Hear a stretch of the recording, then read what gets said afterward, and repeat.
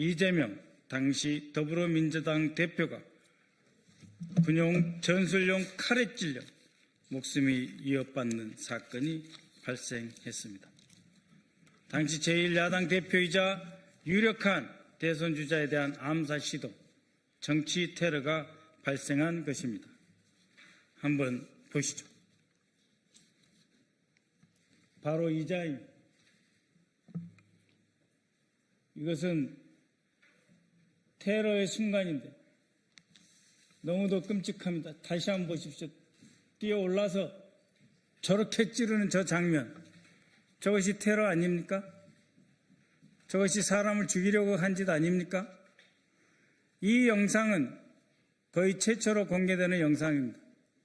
과연 박근혜 대표가 커트칼로 찔렸을 때 어떻게 보도했습니까? 하루에도 몇십 번씩 피습 장면을 보도하면서 정치 이슈화했던 언론들, 방송사들 정권 아니었습니까? 그런데 이 장면은 어떻습니까? 너무도 섬뜩하지 않습니까? 다시 한번 보십시오. 치고 들어가서 이재명 대표를 죽이는 저 행위 아닙니까? 이번에 자료를 다시 살펴보면서 보았던 이 영상 너무도 끔찍합니다. 범인은 특수훈련을 받은 전문가와 같은, 그야말로 테러 전문가, 특히 집중적으로 6개월 이상 훈련받은 것 같은 그런 행위입니다. 주변에 있던 사람들이 미처 손 쓸 새도 없이 전광석화처럼 정확하게 이재명 대표의 경동맥을 노리고 공격해 들어간 프로의 솜씨입니다. 그리고 당시 범인이 사용한 칼은 전술용 칼을 다시 개조해 찌르기용으로 만든 암살용 흉기였습니다. 바로 이것이죠. 실물 보여드릴까요? 이 실물을 이렇게 개조해서 이재명 대표에게 죽이기 위해서 날아가서 찌르는 것처럼 그렇게 훈련해서 이재명 대표를 이틀 이상 추적하면서 기회를 노려서 정치적인 목적을 달성하기 위해 살해하려고 했던 정치 테러입니다. 백주 대낮에 발생한 이 정치 테러입니다. 그러나 범인은 지난해 2월 대법원에서 살인미수와 공직선거법 위반 혐의로 징역 15년에 마무리되고 말았습니다. 정치적인 입장이 다르다고 해서 대통령이 되는 걸 막기 위해서 죽이려고 했다라고 본인이 밝혔는데 이것이 테러 아닙니까? 대한민국의 자유민주질서와 국헌 그리고 선거제도를 부정하고 대의민주주의를 파괴하려 했던 그 범죄가 묻혔습니다. 그러나 그 사건이 범인의 단독 소행인지 공범이 있는지 어떤 조직적 배후가 있는지 여부와 왜 사건 발생 직후 현장에서 신속하게 증거를 인멸하였는지 그리고 왜 윤석열의 총리실과 국정원에서는 그 사건을 경미한 사건으로 축소하려 했는지에 대한 조사는 여전히 미진한 상태입니다. 단지 윤 정권의 총리실 대테러센터는 사건을 왜곡 축소하는 문자를 유포하였고 대테러 주무부처인 국정원은 당시 합동조사팀을 강서경찰서에서 2차례 보냈으나 일개 강서경찰서에 총경 4급 우리가 알아서 하겠다는 말 듣고 2번이나 돌아왔다. 있을 수 있는 일입니까? 심지어 정치검사 출신으로 김건희의 요구에 따라 국정원장 특별보좌관으로 임명된 김상민은 윤석열이 파면되기 하루 전인 4월 3일 그들은 윤석열이 4월 4일 헌법재판소 판결에서 돌아올 것이라고 확신했을 것입니다. 그러기에 김상민은 국정원장 특별보좌관이라고 하는 찐윤 핵심검사 김상민은 윤석열이 파면되기 하루 전 급히 이재명 대표 비습 사건을 커터칼 살인 미수라고 축소하는 보고서를 작성했습니다. 보고서에는 김상민이 법원이 제시한 범행 도구인 길이 18cm의 이 칼에 대해서 문구용 커터칼이다 라는 상식 이하의 용어를 써가며 이재명 대표가 목숨을 잃을 뻔한 엄중한 사건의 의미를 호도하였습니다. 그리하여 대선 기간 내내 이재명 대표는 또 다른 테러 위협에 유세조차 제대로 할 수 없는 상황에 빠졌던 것입니다.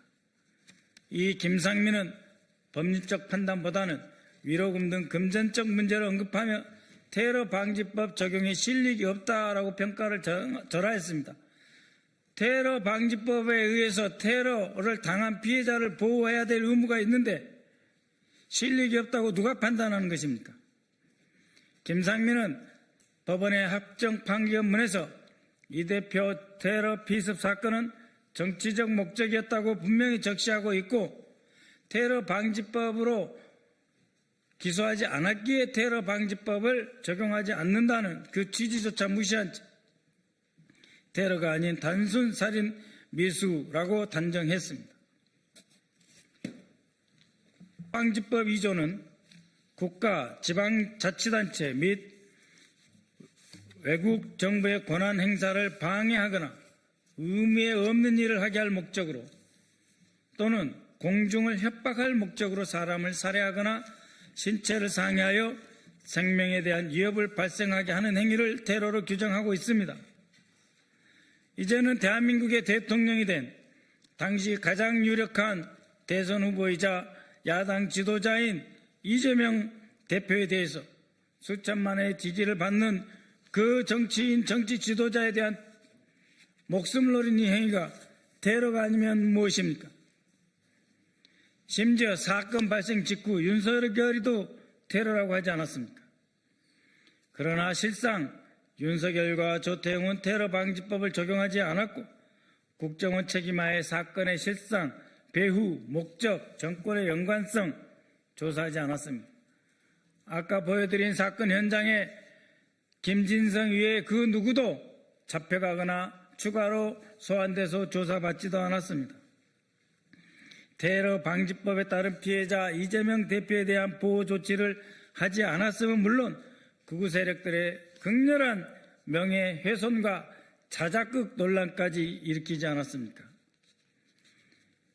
국가정보원은 범행 동기가 정치적인 목적이다라고 하는 대법원 판결이 지난해 3월에 있었음에도 불구하고 아직까지도 테러 사건으로 지정하지 않은 채 방치하고 있습니다. 총리실, 국무조정실, 대테러센터는 또 무엇을 하는 것입니까? 오히려 이러한 목숨을 위협받는 상황을 경험했던 이재명 대표가 대통령 후보가 되었을 때 신원보호와 경호를 요구할 때 뭐라고 했습니까? 오히려 윤석열 집단은, 아니 그 후보 김문수는 이재명 후보가 억지 주장을 한다는 식으로 또다시 음해하지 않았습니까? 이 모든 것은 테러 혐의 명백한 사건을 테러로 지정하지 않았기 때문에 발생한 것입니다. 테러로 지정하지 않았기에 우리 사회에서는 이제 내가 싫어하는 정치인은 칼을 갈아서 목을 찔러도 되겠네 하게 되는 거 아닙니까? 테러 조작 메시지까지 번지게 하고 이것이 가당한 일입니까? 저는 2024년부터 단독으로 또는 민주당 정치테러대책위원회와 함께 이 사건을 테러 지정하고 공범 여부와 배후에 대해 제대로 수사할 것을 여러 차례 촉구했습니다. 우리 이재명 정부 들어서 5개월 전에도 촉구했습니다. 그 뒤에 보이지 않게 여러 번 촉구했습니다. 그러나 무엇을 하고 있습니까?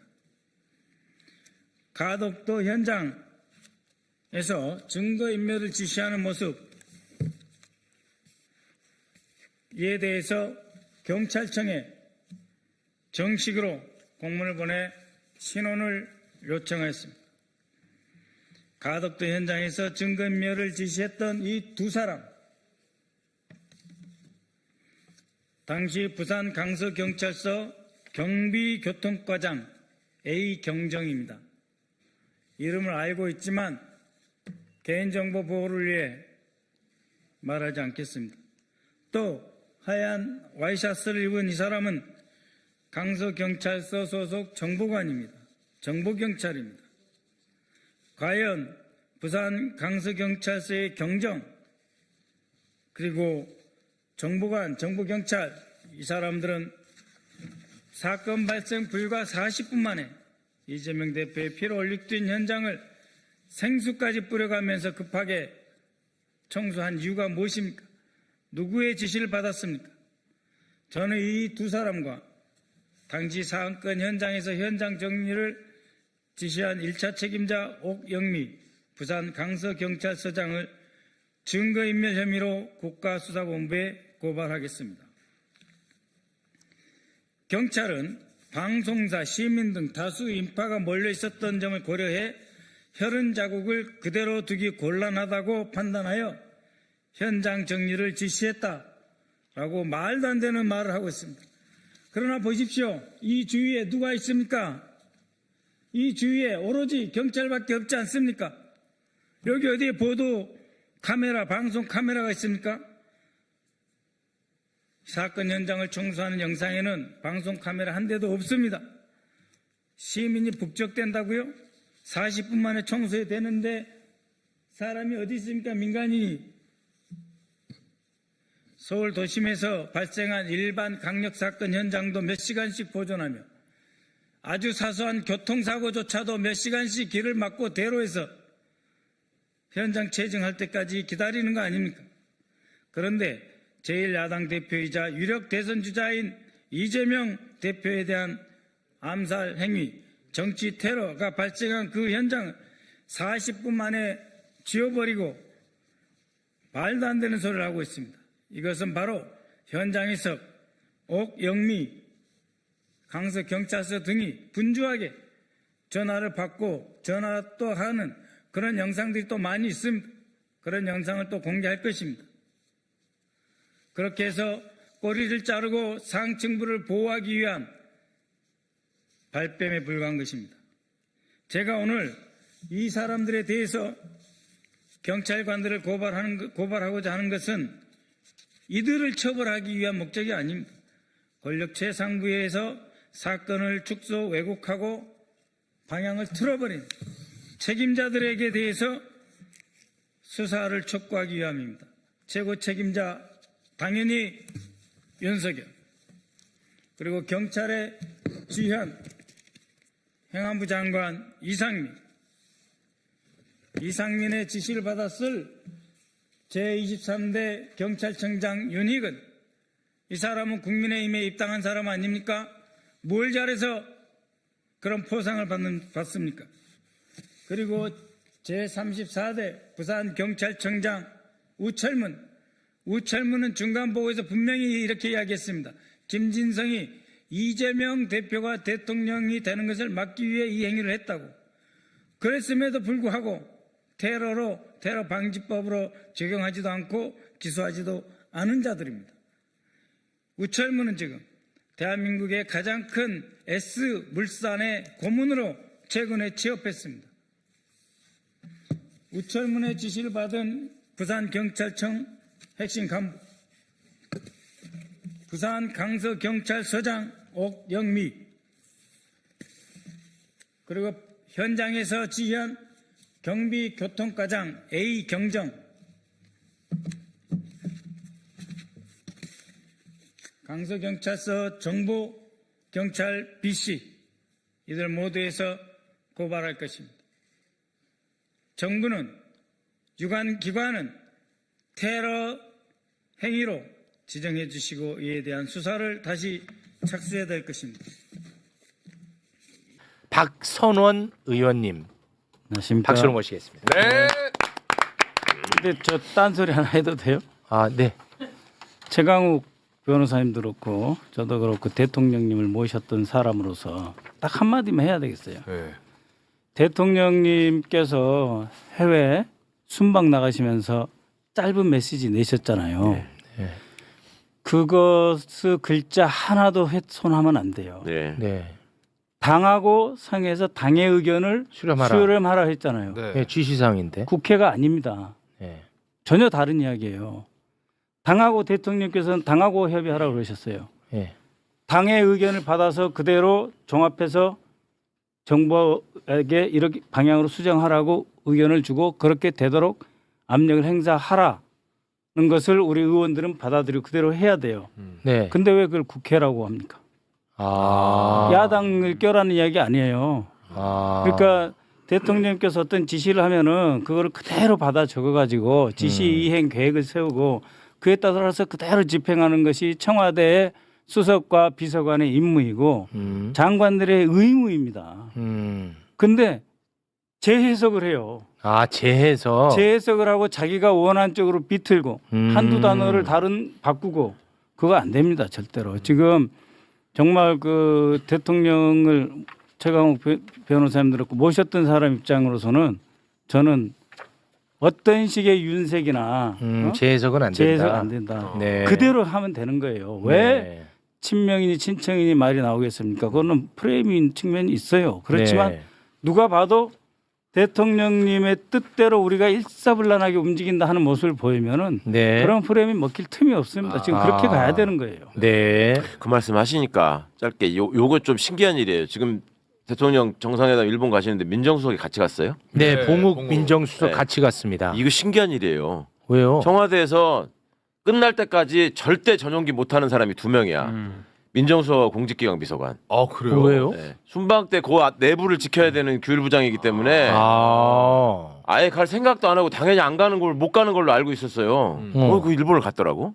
그 데리고 가신 건지 따라간 건지는 모르겠는데 대개 이제 임기 후반에는 그동안 한 번도 해외 순방 못 갔던 수석이나 비서관을 고생했다는 차원에서 데려가시는 경우가 있어요. 대통령님들이. 근데 이번 기회를 보면은 내 옆에 그냥 있어라. 꼼짝 말고. 저는 그렇게 해석합니다. 그 무슨 말이에요? 아니 그냥 있으라고요.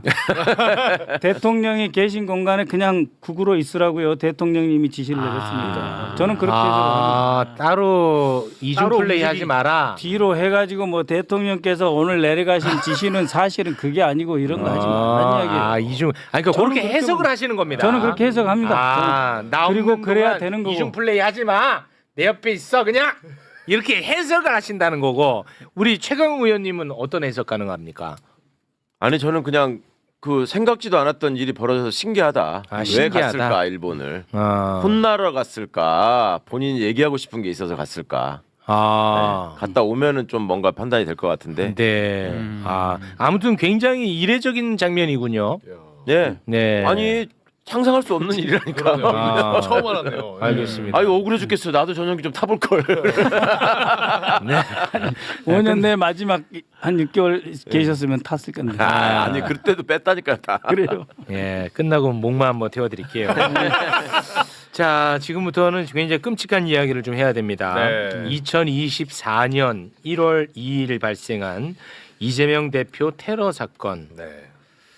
그 저희가 테러 장면을 뭐 다양한 앵글로 많이 봤었습니다만 이번에 또 새로운 앵글이 하나가 공개가 됐더라고요. 우리 의원님을 통해서 저는 처음 접한 앵글인데 이거는 근데 너무 적나라해가지고 굉장히 불편합니다.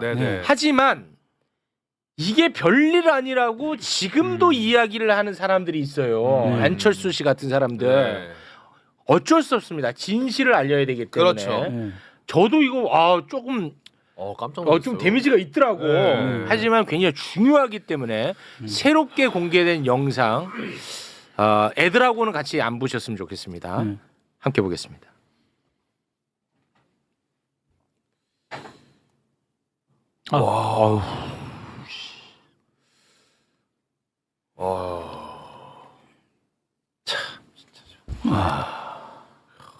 진짜 그 순간을 적나라하게 볼 수 있는. 오우야, 아우, 이건 나는 좀 그래. 네. 근데 이게 어떻게 아무것도 아닌 것처럼 이야기를 하고 생각을 할 수가 있는 건지. 와, 이거는 진짜 적나라하잖아. 네. 그야말로 진짜 아, 반드시 나는 오늘 이재명을 죽여야 된다라는 겁니다. 그렇죠. 이거는 뭐 확실하죠. 네. 장면에서도 그게 정확하게 읽히고요. 네.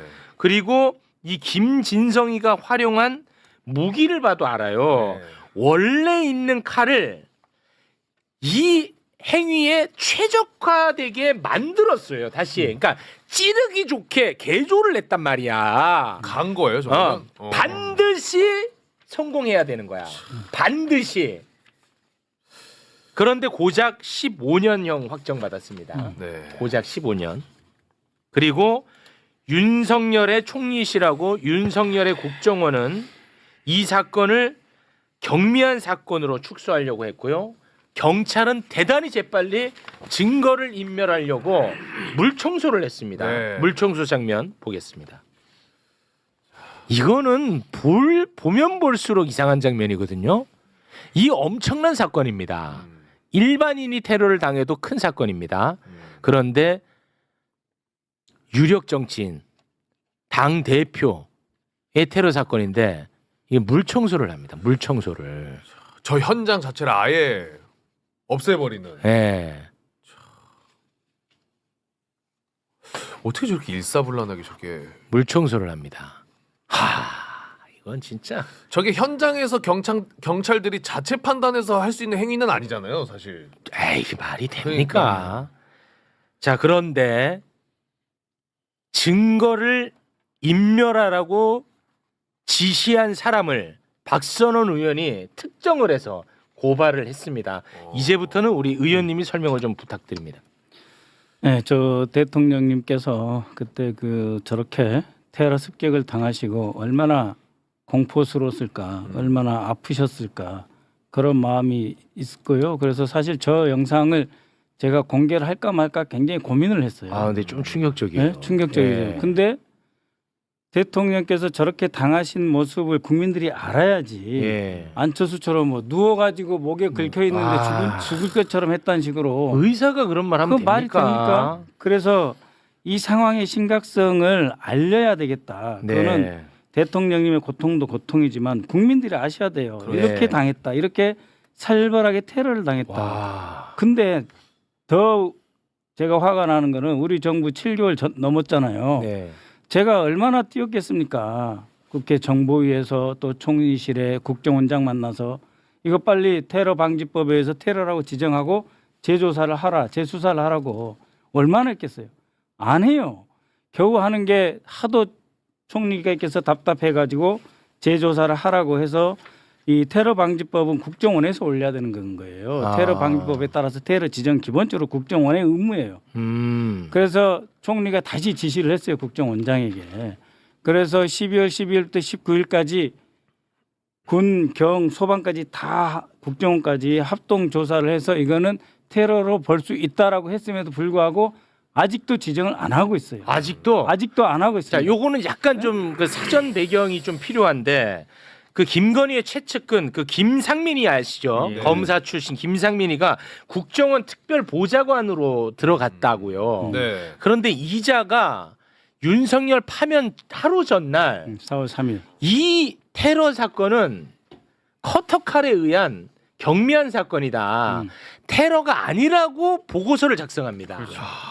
그러니까 마치 이런 거 뭐냐면은 나무로 한번 찌른 거 가지고 그게 긁힌 무슨 거. 테러냐. 그렇습니다. 그러니까 이런 거예요. 이런 커터칼. 거. 이런 걸로 해서 뭔 테러냐. 그래가지고 저게 테러가 아니라는 증거가 뭐냐면 커터칼이니까 테러가 아니다. 이런 이야기예요. 그렇습니다. 그래서 내가 이 칼을 가져왔어요. 다시 그러고 싶지 않았지만. 요거는 좀 원칼. 원칼이에요. 근데 이거를 옆에를 갈았어요. 그래가지고 저희 방에는 대테러 전문 보좌관이랑 분석을 했습니다. 저 김진성의 행위가 뭐냐? 갈비가 있으니까 옆으로 누워서 찌르는 거예요. 이렇게 해서 양쪽을 갈아야 돼요. 그래서 찌르고 자세히 보세요. 자세히 돌려. 찌르고 한번 더 찌르고. 그러니까 요 정도밖에 안 들어갈 거를 한번 찌르고 더 들어간다니까. 이것은 전문 테러범의 훈련을 받았거나 준비가 굉장히 많이 된 행위예요. 그리고 자신의 입장문에서도 자기는 연습했다고 정치 종목을 그랬잖아요. 한다 그러고 네. 연습했던 동영상도 얼마나 많습니다. 그렇습니다. 흔적도 많아요. 그 수사도 안 해요. 그 테러라고 지정해야 이 법에서 다시 재조사 수사가 들어가는 거거든요. 아, 그러니까 국정원에서 이 사건을 테러로 성격 규정을 해야 그렇죠. 그 이후에 예. 이제 조사와 수사가 이어질 수 있는 건데. 그렇죠. 왜 안 하는 거예요? 정권이 그거 얼마나 바뀌었는데. 쉬워요. 김상민이가 커터칼로 썼으니까 예를 들면은 나무막대 톡톡 때린 거니까 테러 아니야 이런 논리잖아요. 그렇습니다. 근데 그게 아니라는 게 확정을 그건 됐는데 확정됐고. 제가 이 칼을 보여드리는 거고 그다음에 영상을 네. 저는 그거 대통령님이 혹시 이거 보시면 얼마나 힘들하실까 트라우마 해서 생겨. 공개하고 싶겠어요? 네. 그러니까 나 대통령께 야단 들을 각오로 공개를 한 거고 네. 그다음에 제가 조사한 그 물청소 장면까지 다 공개를 했고 네. 마지막에는 물청소를 누가 시켰냐 최종 아까 얼굴 둘 내가 자, 예, 처음에 보냈잖아요. 나왔던 예? 주제. 아니 저희가 아직 공개 안 했는데요. 네. 혹시 사진 있나요? 그 두 사람에 대해서 경찰청장 직무 대리에게 이 둘의 신원을 내놔라 네. 했어요. 그래서 그 두 신원이 나왔어요. 자, 사진. 네. 아니 그 아까 동영상 그냥 틀어주셔도 아니 되는데요. 사진이 있어요. 네. 네. 아까 그 영상에 잠깐 나왔던 네. 거는 그래서 이 맨 밑에 이 사람이 경비교통과장 경정이에요. 경정. 네, 경정이고 그 밑에가 정보경찰관이에요. 그 두 사람이 옥영미 당시 강서경찰서장의 지시를 받아서 물청소를 했다. 그럼 왜 했냐? 그렇죠. 뭐라고 설명하냐면 옆에 사람도 많고 기자들도 많고 이미 다 체증을 했기 때문에 지웠다 그랬는데 아까 그 영상 보시다시피 주위에 아무도 없는 상태까지 네. 조용히 기다렸다가 그 전에는 우산으로 다 가려서 네. 시민도 기자도 아무도 못 접근 보게 못하게. 가렸다가 네. 그다음에 사람들이 싹 빠지니까 없앴잖아요. 네. 이게 증거 인멸이잖아요. 그렇죠. 체증하는 카메라 들고 동영상으로 찍은 거 보셨어요? 없어요. 경찰청이 완전히 거짓말한 겁니다. 아. 그래서 저희가 추적을 해본 결과 강서경찰서에 국가정보원에서 9명이나 갔는데 4급 총경이 경찰서장이 못 들어온다고 못 들어가요? 대한민국 국정원이? 오전에 한 번 가고 오후에 또 갔어요. 또 못 들어오게 막아. 그래서 저는 이거는 경찰 라인에서 내려온 지시다. 그래서 우철문 부산경찰청장 그리고 윤익은 경찰청장 이상민은 윤석열과 민정수석실의 제시를 받아서 이 증거인멸을 신속하게 했다라고 고발을 할 겁니다. 오늘 그래서 고발장 작성을 위해서 당시 현장에 있었던 서영교 의원님, 천준호 의원님 그리고 김지호 대표 정무부실장과 회의를 할 계획입니다. 아, 오늘 이제 고발을 하시는 네, 거군요. 그래서 현장에 있었던 분들의 의견과 입장을 다시 고발장에 더 추가해가지고 확실하게 뿌리를 뽑아야 되겠습니다. 그리고 누구 때문에 저거를 못하게 했을까는 뭐 반대 상황을 보면 뻔하잖아요. 자승스님 사건 났을 때는 테러도 아닌데 수십 명이 갔잖아요. 국정원이 다 70명이 몰려갔어요. 갔잖아요. 70명이. 차장이 그거 왜 갔는지도 자기도 다 갔어요. 그러니까 그거 왜 갔겠냐고. 근데 여기는 또 왜 안 가냐고. 아니 그 취재하는 사건도 사람이 있는 있는데 거죠. 이미 증거 다 가져가 놓고 그건 또 공개 안 해요 국정원에서. 예. 그리고 우리 대통령께서 이렇게 당했는데 국정원 대통령 직속기관이에요. 왜 테러로 지정 안 하냐 이 말이에요. 아니 제가 질문하고 싶은 건데 네. 그걸 이제 궁금해가지고 네. 그걸 답을 주셔야죠 저희한테. 답을 예. 지정하면 어떻게 되는 거지? 국정원장은 모든 것을 결정할 권한이 있어요. 근데 밑에서 올라오길 기다리고 정말 속 터지는데 국정원장이 이거를 지정하는 순간 지금 검찰하고 그 법원에서 가지고 있던 모든 신문 조서 전부가 국가정보원으로 넘어옵니다. 그래서 이걸 대테러 관점에서 재조사하게 되고 대통령에 대해서 온갖 음해했던 영상 유튜브 다 내려야 되고 그 사람들에 대해서 추궁을 해야 되고 그다음에 김진성에 대해서 누가 태워다 줬고 누구 돈 받아서 이런 활동을 왜 했는지 다시 조사를 들어가야 되고 8페이지짜리 입장문은 언제 누가 무슨 이야기를 해서 쓴 것이냐라고 다시 조사를 하게 돼요. 테러 방지법에 따라서 지정을 해야 그게 가능하다 이거예요. 이미 대법 재판까지 끝나버렸기 때문에. 아니 근데 정권이 지금 교체가 됐는데 왜 그러니까요. 지정을 안 하냐는 그러니까 이게 질문인데 아직도. 의원님도 뾰족한 답을 안 주시네. 지정을 왜 안 하냐고요? 예. 원장이 해야죠. 아니 정말이에요. 나 정말 친한 사이기 때문에 말 안 하는데 나가 원장을 고발할 수도 있어요. 직무유기. 에이 그러지 마요. 근데 이제 이런 이야기를 하면 에이 그러지 왜 정부를 욕하냐 이재명 정권을 흔드냐 그러니까 마. 조심스럽게 하는 거예요. 국정원장님이 사실 원장님 단안을 내리십시오 제발. 제 팬이거든요. 저도 국정원장님. 그렇단 말이에요. 아니 국정원장님이 내 팬이에요. 예. 거기는 이제 입장이 바뀌고. 그러면 한마디 근데 왜 해주세요. 그래요? 제 팬이에요. 근데 왜 그래요? 아 제가 한번 제가 말씀을 드려야겠네요. 네. 한 말씀 해주시죠. 원장님, 네. 이종석 원장님 저 좋아하시잖아요. 이거는 너무 심각한 문제죠. 그렇지. 영상 저는 진짜 이거 이해 안 가는 대목이 너무 많거든요.